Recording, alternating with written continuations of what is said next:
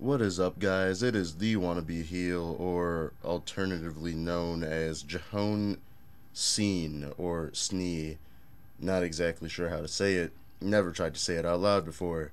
Here with my guest today, my cousin, who has asked me to call him Babyface. Hey, hey, hey. That is not a name you are going to find on any type of social media. It is just the name he is going by for the sake of this podcast. And yeah, welcome to my first podcast. Uh, some of you may have listened to the one before where it wasn't really an official podcast because you only got to hear the first 9 minutes and then some random 3 minutes in between, or you know.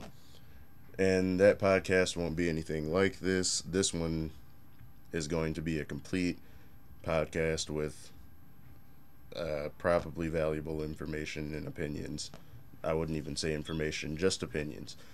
Um, yeah, so let's just get right into it. Um, I said that the main topic of this podcast would be Kurt Angle, Shawn Michaels, who's better at what, and who overall is the better superstar. I personally think Kurt Angle is the best wrestler ever, and that Shawn Michaels isn't really in Kurt Angle's league. However, Shawn Michaels is the better entertainer. What are you thinking about that, babyface? You know what? I really can't argue with that. I actually think, personally, in my opinion, of course, like you said, Kurt Angle, better wrestler. I think he's a lot stronger than Shawn Michaels. I would actually kind of say that I think Shawn Michaels is maybe a bit quicker than Kurt Angle. Well, that's just me. But in my opinion, yeah, they're both really good. I really like them. But yeah, if I were to go with it, I would go with Kurt Angle. That being said, Shawn Michaels is the all around better. Uh, he's more fit for what WWE wants to do. He can entertain you with the match and backstage segments a little bit better than Angle can, even though Angle's the Yeah, better wrestler. And yeah, I mean, they were both just sheer greatness, and they're both. yeah, Sean's already in the Hall of Fame, right? If I'm yeah. not, yeah, Sean's already there, and I'm sure Kurt will be receiving a nice ceremony someday, unless Oh yeah. If he ever decides to have like some sort of thing having to do with the WWE, it's definitely going to result in him being in the Hall of Fame. yeah, he's had a great career. He definitely deserves it. Um, wow, didn't expect to get through that one so quickly, but it's kind of all I had on tap for that one. Uh, let's see some of the stuff that you guys want us to talk about. Let's dive in right into Kevin Owens. Kevin Owens made his debut on Monday Night Raw. Some people have followed him since, the beginning of Kevin Steen when he would go throughout the indies. I can't say that I personally have, but ever since he's made his debut in NXT, I have been following him and he has been one of my favorites, and I'm super excited about the fact that he is already wrestling on a pay-per-view pretty much as his, well, not pretty much, as his debut match on the main roster at this point. I think it's pretty cool. I think that he will be dropping the belt to Sammy tonight. And I know a while back I actually said something about Kevin, if they had to put a title on someone in NXT, like the NXT champion, and have someone be champion on the main roster at the same time, I think that Kevin Owens would be the guy to do that. However, due to all the recent injuries, I don't exactly see this happening. But still, I think it'd be kind of cool for Kevin Owens to, you know, hold two titles at once. And You know what? Yeah, I agree with you. I think it would just be something different and just something really cool to just have on like the WWE. And I really haven't like followed NXT as much as you have, but I just just got introduced to Kevin Owens when he like debuted on Raw, and I think that was probably one of my favorite NXT debuts so far. Cause like, yeah, Neville, I, he I count Nexus as an NXT debut, and I like I like the way they debuted, and I love various guys from that group. Daniel Bryan, Wade Barrett. Uh, I like pretty much anyone that's still yeah, of around. course, Yeah, anyone like still around that I mean was in that Nexus like attack when they Michael first Tarver, I started. think, is the only one that got the boot. I don't think anyone remembers who Michael Tarver is. Oh no, Yeah, yeah, he. For those of you who don't remember, he was the black guy that had the bandana over his face all the time. Michael Tarver. Um, don't know what he's doing now. I hope he's still pursued with his in-ring career, but Michael yeah. Tarver. Just like whatever happens to him, well, what will you do? Yeah, but yeah, Neville was a cool debut. Yeah, Cena's been working with a lot of those guys from NXT coming up to the main roster. That's really cool to see. Actually, I like the way that I like the way they're going about the entire U.S. title thing. However, I think he's losing to Owens at the pay-per-view. oh yeah. I hope that happens. I mean, I think that would be really cool. It would put Owens over as a monster heel, beating the top, top face in the company, and well, arguably the top face, I guess at this point. Some people would, Cena controversy. So no doubt the man of the company though, beating the man of the company in your first match, or maybe not. I don't know. It could be a case of how Cena and Angle were. Cena came in, gave him a really really solid match, and ended up losing in the end. But Either way, it's going to skyrocket Kevin Owens' career. Like, if the match is as good as I think it's gonna be. I think it's going to be an awesome match. I think it's just going to be flat out awesome, and that they're going to tear the house down. It won't be match of the night, however, though. Um, I'm expecting big things from the Intercontinental Championship Really, Elimination Chamber match. yeah. I really hope that this is good because like, I mean, honestly, I think last year's Elimination Chamber kind of slipped. I mean Yeah, that the Elimination Chamber match, like, no doubt got overshadowed by the Wyatts versus the the Shield. Wyatts and Shield was just awesome. Yeah, That was that was a great match, no doubt. still want to know where Ambrose went for all that time. Yeah, And I it's mean, one of I those don't. things we'll Yeah, never figure out, like how Vince McMahon survived that limo explosion. yep. One of Uh, those things we'll never figure out, and like, is probably never gonna come up again. it may at some point. But yeah, the Elimination Chamber match last year definitely got overshadowed, and I'm thinking that how WWE loves to rehash those angles. They just slam them out. They've done it on several occasions, and I'm thinking we see that this year in the tag team match with Los Matadores. I don't think they get in the ring to compete. I think I can't even call them the Wyatts really. Luke and Rowan, two former members of the Wyatt family, are going to end up attacking them right before the match takes place and taking their spots in the match. I only say that because, the Elimination Chamber is not about wrestling and high flying so much as it is sheer brutality. And Yeah, just like there's not really a domination. team in the match that can bring that right now. The primetime players, I would say, if they were, monster heels and Titus was just running through people, but he isn't really doing that. They're more of the comedic relief of the match, so there's not really a lot of that brutality that needs to be in the match at this point, but, things can always change. Um, we've gotten a bit off subject here. We've jumped all the way to Elimination Chamber, but that's okay. I planned on talking about it anyway. So, speaking of Titus, he won the award for Father of the Year or whatever.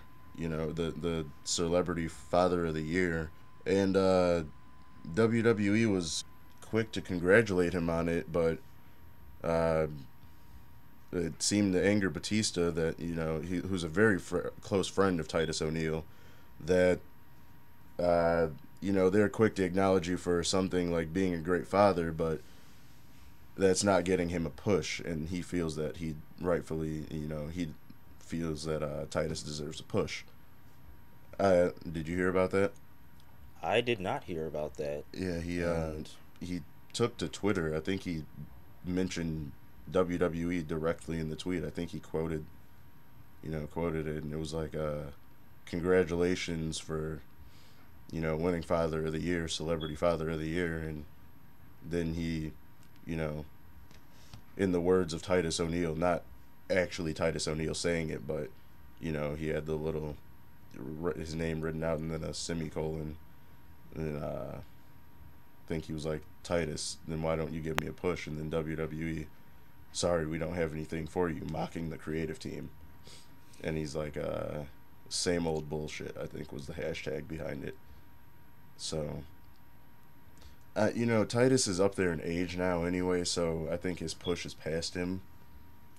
I yeah, think if it was first when he was introduced or when the primetime players first split, that it would have been a good thing for him to be pushed, but at this point, I'm yeah, thinking it's a bit too late, and that yeah. Really, he's not gonna do much when he's in the prime time players because, like you said, all he's gonna be is just comic relief. yeah, sorry, Dave. Yes, Dave, you're on the wrong. You're in the wrong on this one.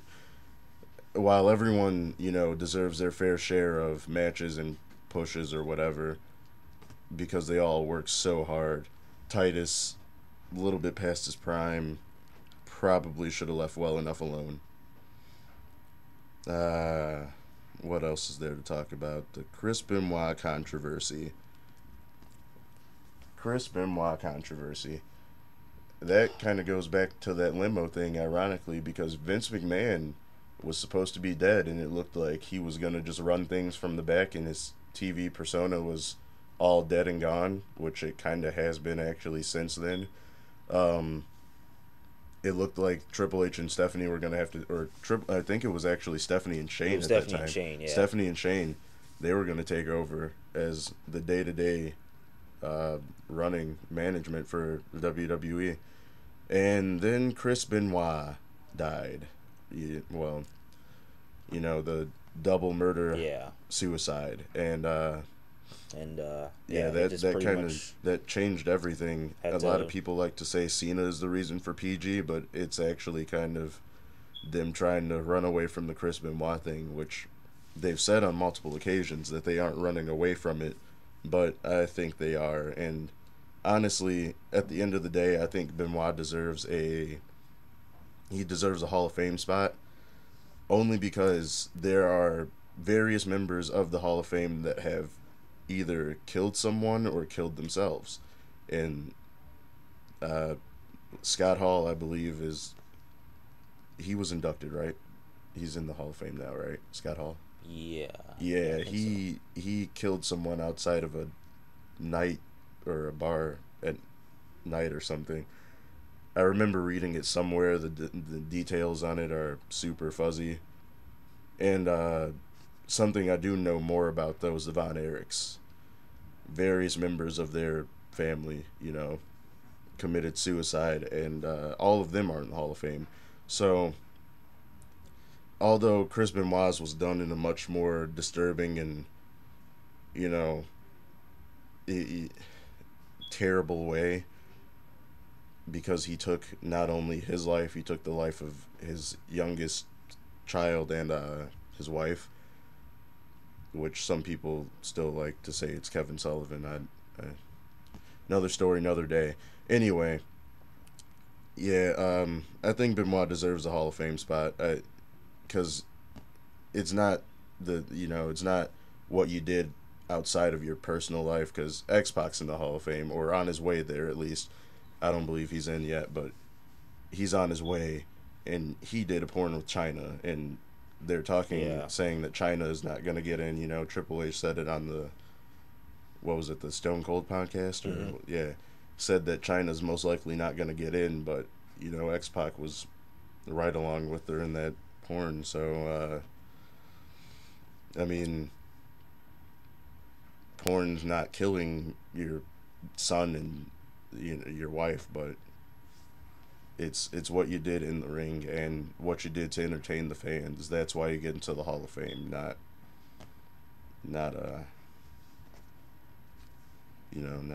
not your outside of the ring actions. Randy's gonna get into the Hall of Fame, and he's done terrible things, threatened people. I believe one Raw he was supposed to. They were in St. Louis, I think, or wherever he's from. They were in his hometown, and they told him not to ride his motorcycle before the show because why would you do that? And he did it anyway, and he got into an accident. I don't know if you remember that, but there was Oh like a yeah, raw, yeah, I yeah, remember that. yeah, and he got into some trouble. Not only not only the physical pain that he had to suffer after the accident, he got in some trouble with WWE for that. So Benoit definitely not. He deserves a Hall of Fame spot. Favorite dead wrestler. Hmm. Favorite dead wrestler. Oh, geez, this one's a tough one. Who you going with, babyface? If I were gonna go with favorite dead wrestlers, I would have to go with Eddie Guerrero. I would have to go with either Eddie, Benoit, or Owen. I mean, those three are my favorite. Um, Speaking of dead wrestlers and Canadian dead wrestlers, I know I've talked about this on my page before, but no one ever seems to talk about Test. He's one of those forgotten guys. Like, you know, he didn't really do a bunch with WWE during his first run, and I think he was just ECW champion in his second run, but he overall didn't do much and wasn't. He was important, but not too important to storylines.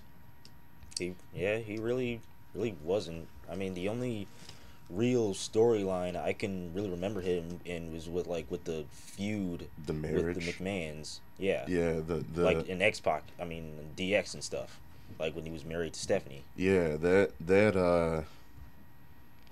he wasn't ever really important, and I don't want to he was a pretty decent in ring competitor. I actually liked what he could do in the ring.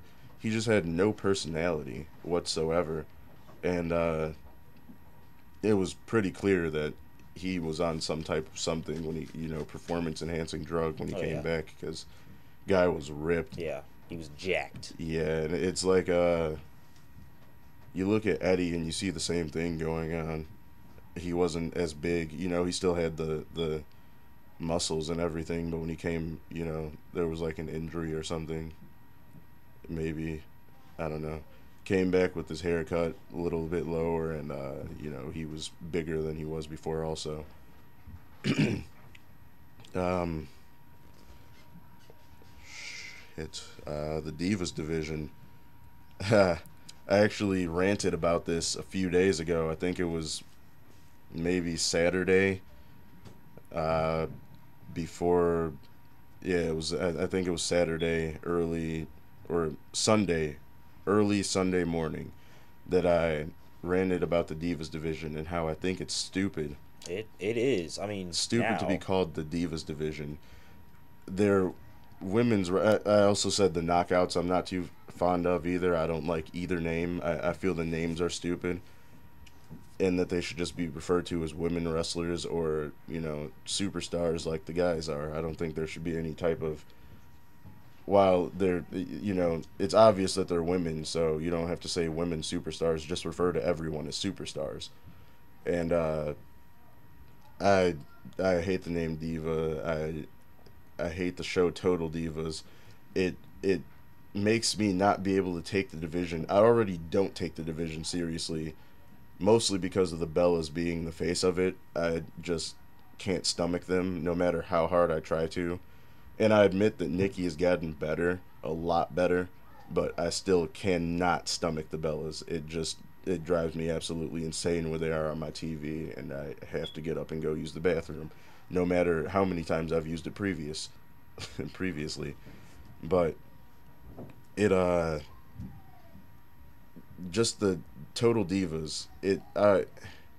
Exactly. It's like Ironically, they're acting on top of acting. Like they're that's already exactly what it is. I yeah. mean, Like it's like they just they had to put a television show like on E just to give them more like exposure and and it just more it's TV time. it's worked. I mean, I know what the show's done positively, but it's Yeah. also got some negative effects. It's like they're trying to produce kayfabe but kill it at the same time. There's like a bunch of double bladed knives going on. It's like we want you to think that these women have lives outside of wrestling, but only to the point that we script it at. And it just confuses me that it's why a reality show, Yeah, it really don't need it. I right? mean, I honestly I like it, but it doesn't. It's doesn't need to be there. You like it, I hate it. I think that it'll be a lot more. The division will get a lot better when Becky Lynch and Charlotte and all the batch from NXT come up, because it'll be refreshing and they won't be. They'll have to start anew, and hopefully they can eradicate Total Divas as a whole. They can finish off the Bellas and knock them out of wrestling if they're still going on to do whatever they're supposed to be doing. And Charlotte, I think, will be end up being the face of the Divas division. I'm gonna stop calling it that. The women's wrestling division. Hopefully, she can be the face of it. And I mean, if that's the case, she's probably gonna end up smacking around Natty a lot, which people aren't gonna like. But it's kind of the family history thing. Flair kind of slapped up the Hearts from time to time, so I don't see that changing here. They're more fond of Flair than they are the Hearts. So there's always that. While we're on the subject of things that are stupid involving wrestling, Lucha Underground, it's kind of, one of Cheesy. those. Yeah, it's cheesy. I like the wrestling. I like how they're trying to be different with the way the backstage scenes are set up. But Yeah. it's like everything else on the station. If you've ever watched anything else on El Rey, my grandpa watches El Rey all day. So it's like those cheesy Asian movies that they have on there, the Chinese flicks and all that. And not, I hope they're Chinese flicks and that's not offensive to anyone listening. But um like that one I didn't watch. I think it was 2 weeks ago. I didn't watch last week's. I watched NXT instead.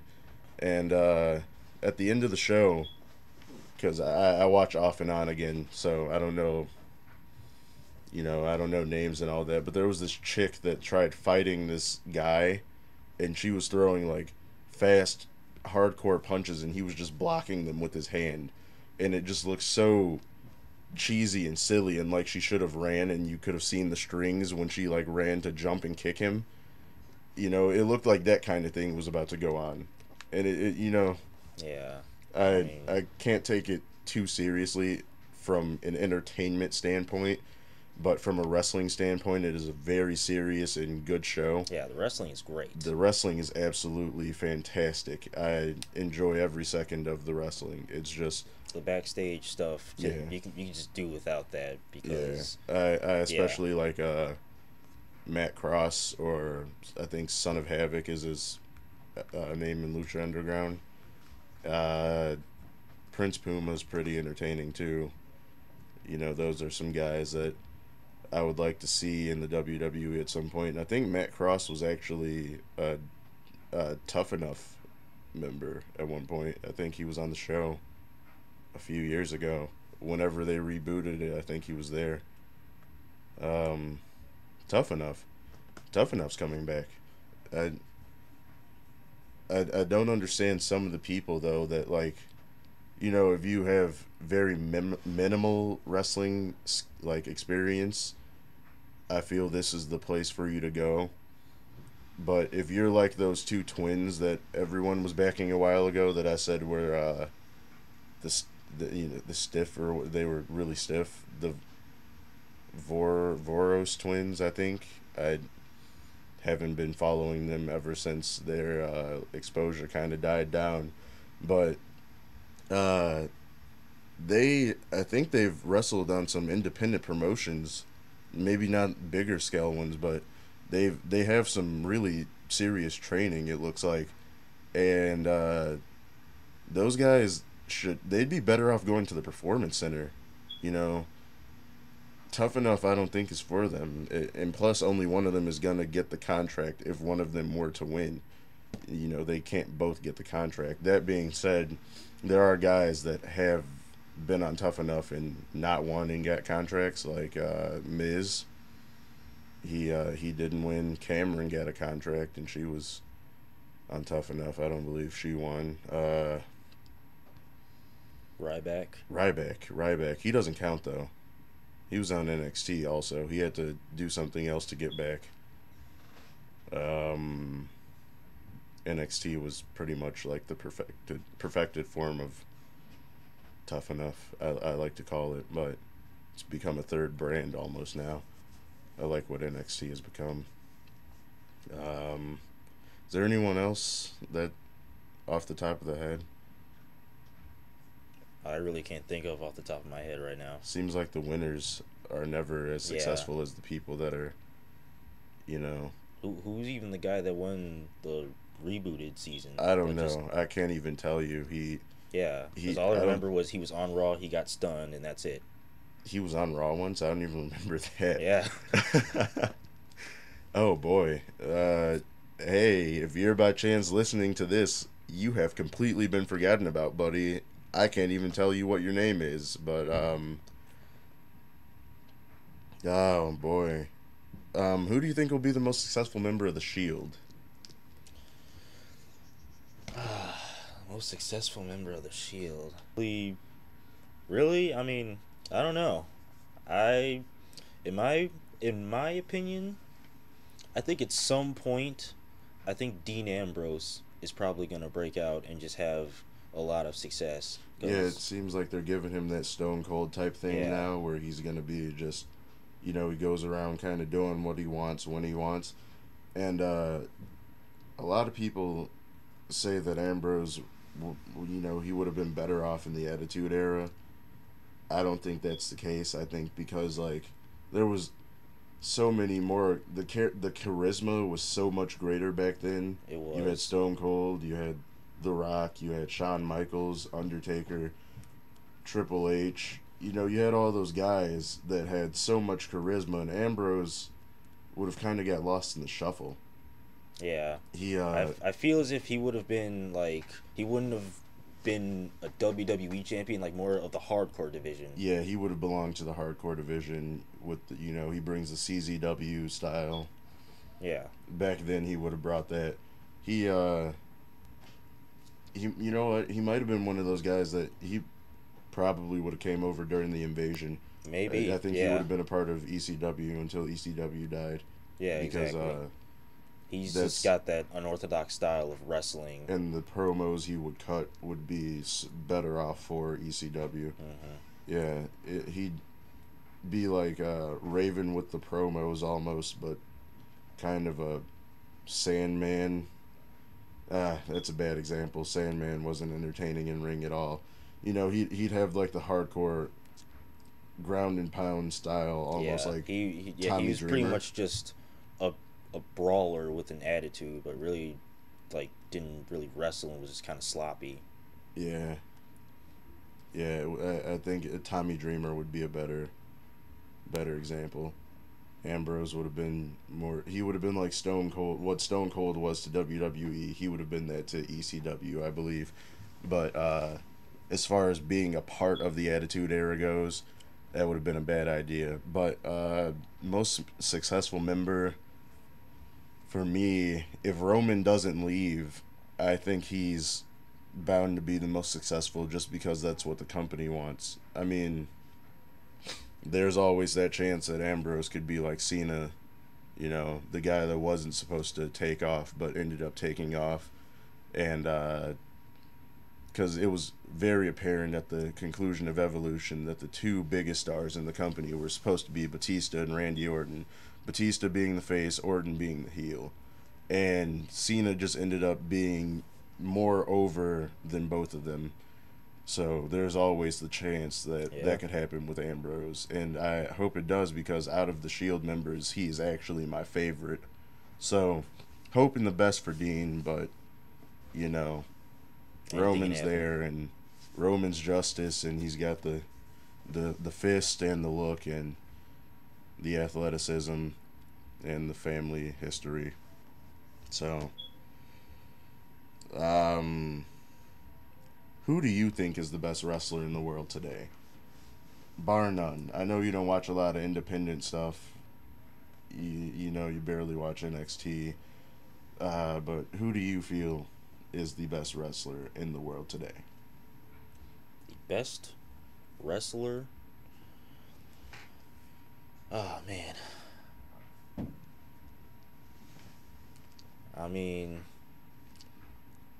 I mean, I really don't know, but like, I think, I would go with Seth Rollins. I really like Seth Rollins. Yeah, Seth is. And it's great because you know we're watching Seth grow in front of our own eyes. It was Yeah, like you know, these other smarks from these other, you know, the big guys that are like, you know, huge attitude era marks or whatever. They're like, oh yeah, the best part of the attitude era was all the entertainment, blah blah blah blah blah, and they act like it just started off that way. Like the attitude era was just dropped one day, and it was like, boom, the attitude era is here, and it's awesome all the way through. But it was yeah, actually the end of the golden era or the new generation era. My apologies. That sparked that with the really terrible gimmicks and the cartoony, you know, all the stupid characters that were roaming around backstage and everything and on TV. That started the Attitude Era. Much like, and I've gotten off topic here again, but that's just something that you're gonna have to deal with. Much like uh, the PG era has led into the reality era, as some people would like to say that I firmly believe that the PG era is still around and is just getting better. But some people would say that we're transitioning out of the PG era into the reality era, and that it's you know, everything's changing. And if that's the case, you know, we're in for a great another great era that will arguably be up there with battling for the top prize for the ruthless aggression and attitude era. And I personally think that this is like the perfect combination because the attitude era had the great promos and great segments. The ruthless aggression had the great matches, and this era seems to have both. So, yep. you know, I'm thinking that, but best wrestler in the world for me, oh man, uh I'm either gonna say Sami Zayn or uh, I like Tim Donst. I haven't you haven't seen a lot of him though. Um, I'm gonna say either Zayn or Rollins. They Sammy is so good at telling in ring stories, even if he doesn't have the greatest move set ever in your opinion, or he can't he can't wrestle or whatever your beef is against him. Though he may not be the best at everything, I feel that he's the best in ring storyteller on the roster right now, main roster or NXT roster or anywhere for that matter. Um, oh, Here's a great one that I can go on about forever and ever. The overuse of the word buried. The overuse of the word buried is just, it's astounding. Like, I could just drop kick you right now, babyface, and pin you, and everyone would go, "Oh, babyface buried." He'll never be back for another podcast ever. It's just astounding that people think that one loss equals buried now. Like, um, a lot of people, if the Cena and Rusev rivalry were to have ended at WrestleMania, like, he beat him for the title and that was it. Even if Rusev continued to just run through jobbers like he was before Cena, people would have gone, well, he's only doing that because Cena buried him. Yeah, yeah. I mean, it's unfortunate that that is true. It's just astounding that, yeah. And I'd personally like to say that Triple H carried the biggest golden shovel ever, but I can't even really say that. Aside from not putting over Booker T at WrestleMania 19, which if you haven't heard about, that is absolutely, it is one of the most insane things ever. He just decided a few days before WrestleMania that he wasn't going to put Booker T over, and that was kind of the end of it. But Booker still ended up winning a title later on, but I think that was the perfect time for Booker. WrestleMania 19, he would have walked away with. I mean, it still would have been overshadowed by Brock and Angle and Chris Jericho and Michaels, though. Those two matches were just absolutely amazing. So, but I think that was the perfect time for Booker.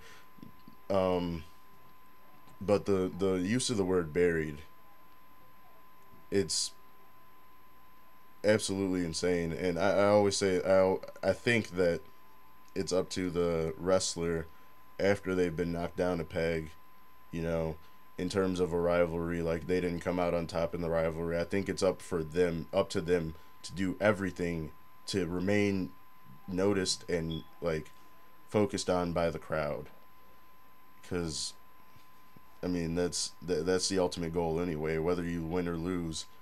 And though sometimes winning a rivalry can skyrocket you, you don't always have to win the rivalry. Like Stone Cold, pretty much got. Um, don't know exactly what happened there. My computer, the laptop, it stalled out for a second. I don't know if it got all that, but like I was saying beforehand, Stone Cold, he got kind of popular after that double turn where Bret Hart kind of turned heel and Stone Cold turned face, with him passing out in the middle of the ring. That kind of got him over, and that wasn't necessarily a rivalry that he came out on top of. You know, so really all you have to do is just have some faith in the guys that you're behind, and don't just, even if you're not too firmly behind them, don't use the word buried, because with all the social media nowadays, they see a lot of what goes on and a lot of what's said, and though, I mean, it's not the best thing in the world if they see a few people saying they're buried, and it messes with their psyche, and it's the ultimate reason that they fall apart. If you support wrestling and wrestlers as a whole, I mean, just take the word out of your vocabulary. It's a stupid word. Another one is deserved, or deserves. Like, oh, Rusev deserved to beat Cena. What? Really? I mean, that's like saying Cena deserved to beat Angle that first night that he was around, or that you know, he deserved the championship the first month he was in the business. Just wait it out, okay? WWE will take care of the person, your favorite wrestler and or women's wrestler, as long as you stand behind them firmly, and they'll be taken care of eventually. So there's no need to cry or whine about it. It'll be taken care of. Um, how do you feel about part timers, babyface? Well, I mean, like, what do you mean by part timers? Just like, The Rock, uh, guys that Brock Lesnar, guys that only wrestle part time. They have other stuff going on. Batista would be one if he came back. Most likely Jericho. Well, if it were in the case of those, I can't really say that I'm that much of a fan of part timers. Like if they're gonna come back, wrestle, and win a championship, then that's just ridiculous. I absolutely hate the idea of part timers, but I get Yeah, it. I get it. I understand the reasoning behind yeah, it. It's they got other stuff going on. They can't be there all the time. That being said, they should not get in the ring and wrestle. If they're Sting's another one.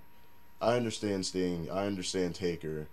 Lesnar, I think it adds to his character that he's a part timer. yeah. I mean, Lesnar makes so much sense. When Jericho comes back, he's only to put over. He's there to put over young talent, essentially, and he's only wrestling at house shows now. Anyway, he's his contract the way it works. Batista said if he came back, that's the way he would be.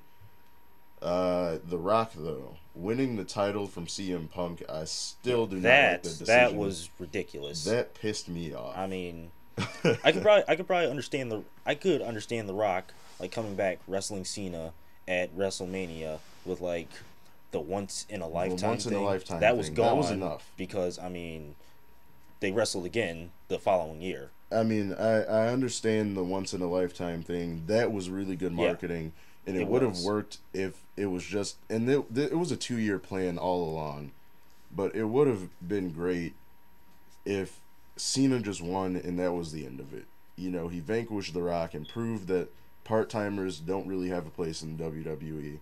But instead, they gave The Rock the title to try and draw in more people for the next WrestleMania. That Yeah, was the entire planning behind it.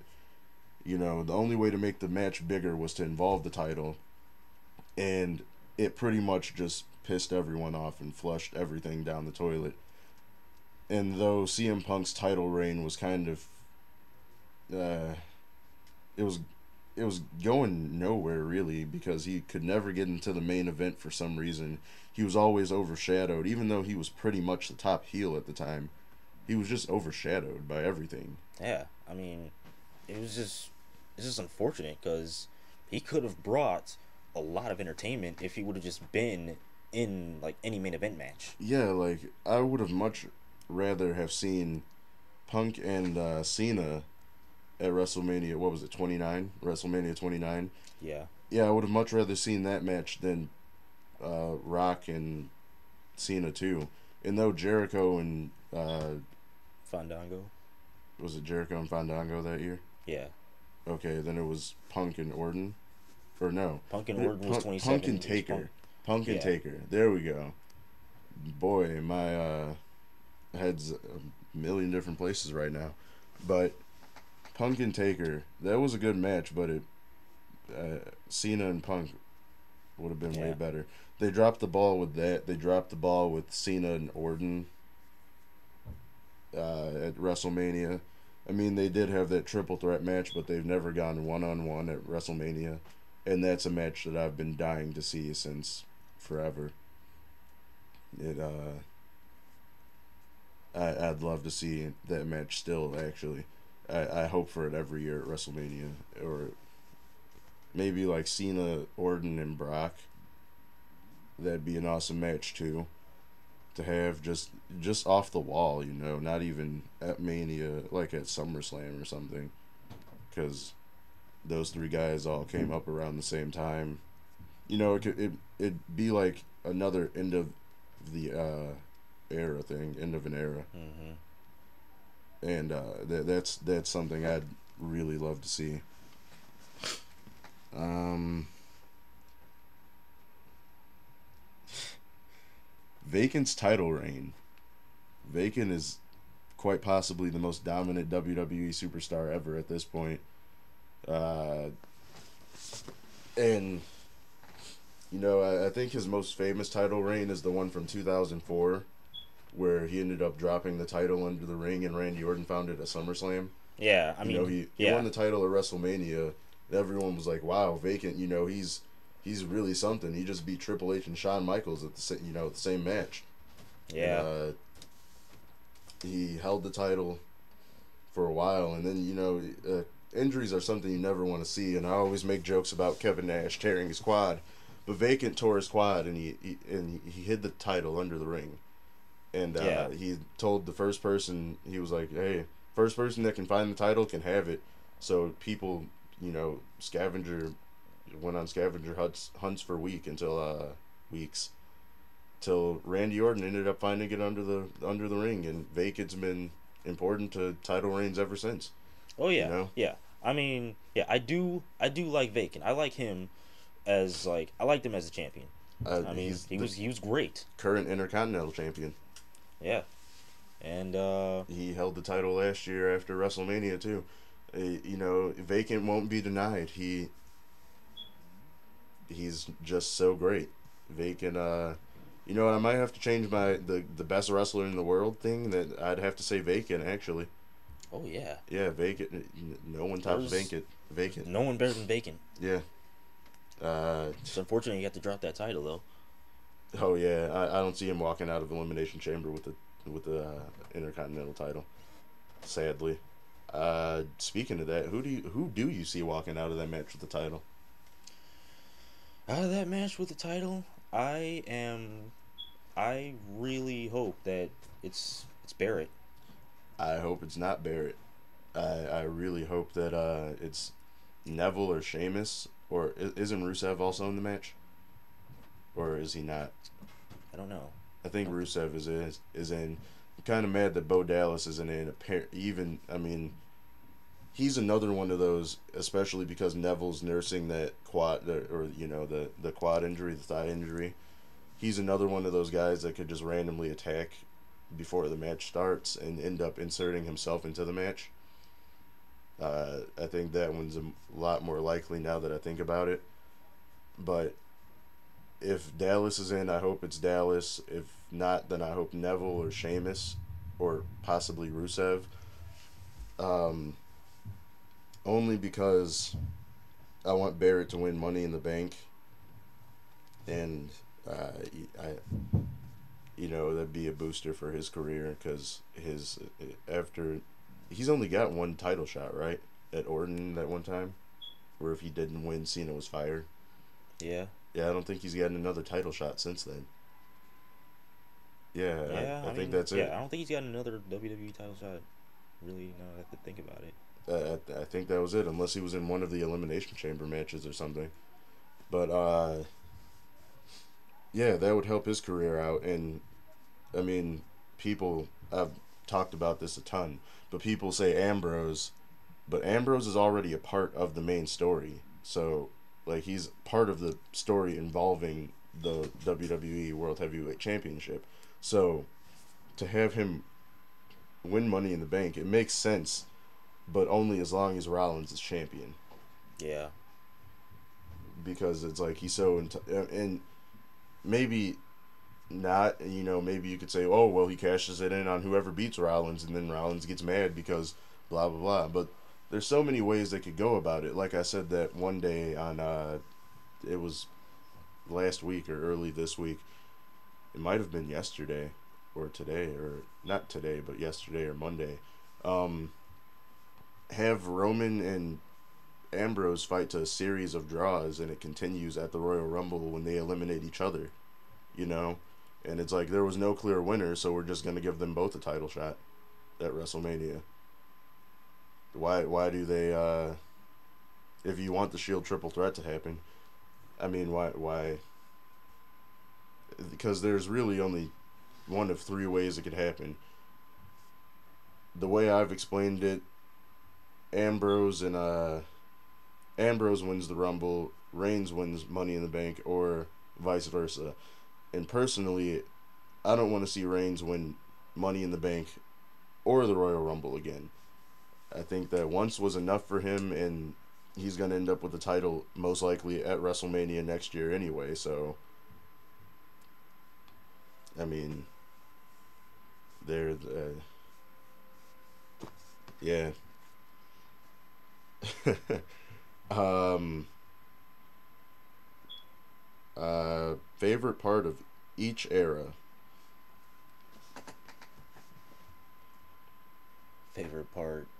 each era. I think for the Ruthless Aggression era, my favorite was uh, Shane versus Kane storyline. Oh yeah, I love that Yeah, storyline. I absolutely do. I Um, think I think I it just was it had entertaining pay per view matches and just entertaining segments, yeah, and yeah. I think it was just great. All right, so we're gonna go. We're gonna go ruthless aggression first, and then we'll jump all the way back to the new generation. We'll jump from new generation to attitude, and then I guess PG and whatever. If you want to consider the reality era thing now, Yeah, starting at sure. WrestleMania 30, or yeah, 30, 31 wouldn't be enough time, so 30. Um, Ruthless aggression, the era of my childhood.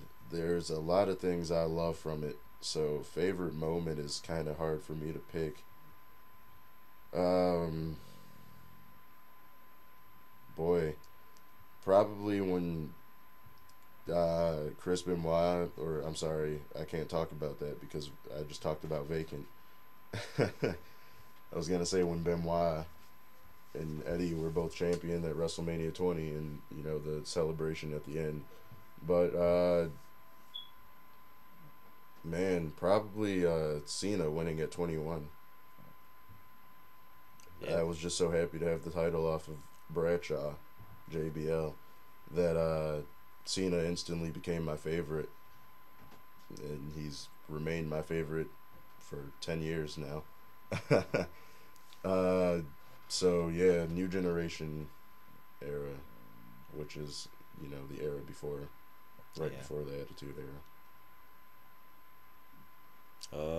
I'd say Shawn Michaels versus Razor Ramon, WrestleMania 10, Yeah, epic match, epic ladder match. epic match, epic moments. That's probably my favorite too. The Attitude Era, which is it's jacked and loaded with full Yes, of it's so hard to pick. moments. I Yeah, mean, I think my favorites. See, my favorite rivalries were Rock and Mankind versus McMahon, and oh yeah, you got to include the Armageddon Hell in the Cell match. that was my favorite match from the era. My favorite moment was either when Stone Cold pretty much killed Triple H. Dropped him from that car, or dropped him from the Mm-hmm. forklift or whatever the hell he picked him up with, and he dropped the car, and with Triple H inside of it, or my one of my favorite matches is the empty arena match. That match was good. I love I that love that match. match. Uh, Probably all the times that Undertaker would try to hang people and stuff or crucify them. Those were some of my favorite moments. I can't pick a decisive one for the Attitude Era. There's too much Yeah, to pick there's from. just so many. Uh, PG era. I guess we could start PG era in 2008 My favorite, my favorite was Triple H and the Randy Orton rivalry. I think when that had Triple some H pretty good moments. wasn't The it home Triple H invasion, showed up at his house yeah, and beat his ass over, all over his house. yeah, that, My favorite was Cena's return at the Royal Rumble when everyone kind of forgot to boo him. They were so excited to have him mm-hmm, back that everyone cheered. And was it somebody that said like the roof has come unglued here? something I like think it that. was JR. Jr. Most Yeah, likely. yeah, that epic moment. And finally, the reality era. Everything involving the Shield and the Wyatts. Everything involving the Shield and the Wyatts. My favorite moment from this era would have to be, oh boy, there's more to pick from than you would actually think. Uh, Seth Rollins cashing in at WrestleMania 31 and running away with the WWE World Heavyweight Championship. I think that was awesome, and it will be something that people remember forever. One of the best moments in WWE history. Let's wrap things up by giving predictions for NXT. What is it? What? I can't even think of the name of the pay per view. NXT. The NXT pay per view tonight. There we go. Let's just leave it at that. There is Baron Corbin and Rhino. The Probably the worst match on the card. Who are you taking in that?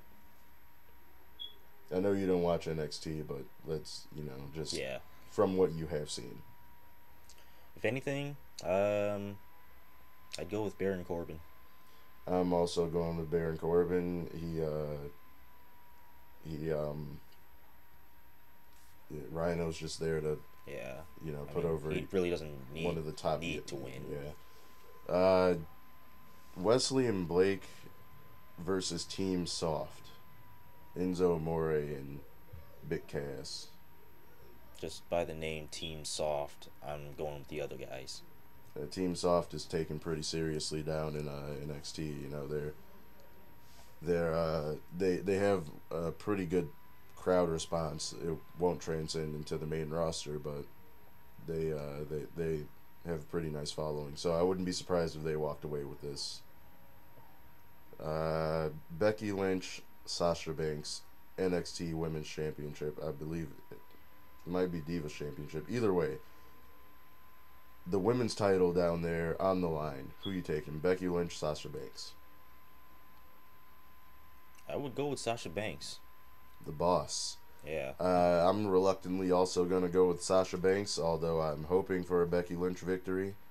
And yeah, I'm a big fan of Becky Lynch, actually. I'm not too big of a fan of Sasha. The triple threat match that I don't know if it's a triple threat match now or anymore, or what they're doing with that. Heard some rumors that Joey Samoa Still could cannot be get over that name. could be debuting tonight to take Hideo Itame's spot since he's out I believe they said 6 to 8 months with shoulder injury. So it's between Balor, Breeze, and possibly Joey Samoa. Who you taking if Joey Samoa's in the match? Well, if Joey Samoa's in the match, I mean, I gotta go with him. I'm also going with Joey Samoa if he's in the match, and I'm going with Breeze if he isn't. Yep, same here. There's Charlotte and Bailey versus Emma and she's the I don't even know. I'm not even gonna try to guess.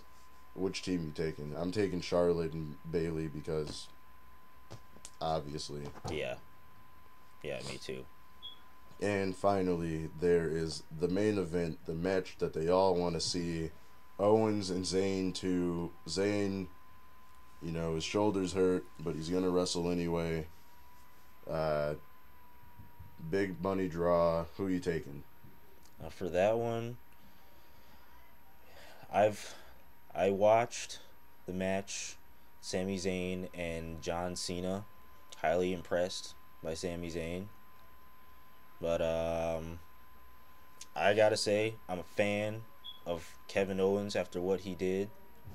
So I'm gonna go with him.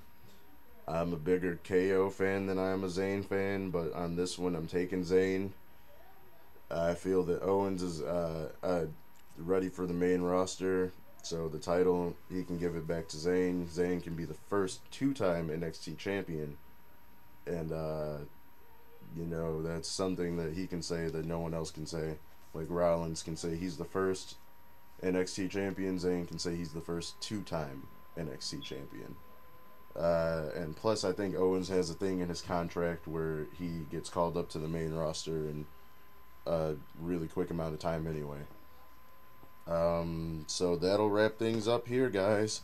You've been listening to The Wannabe Heel and Babyface, and I hope you enjoyed it. I hope you are looking forward to the next one, too.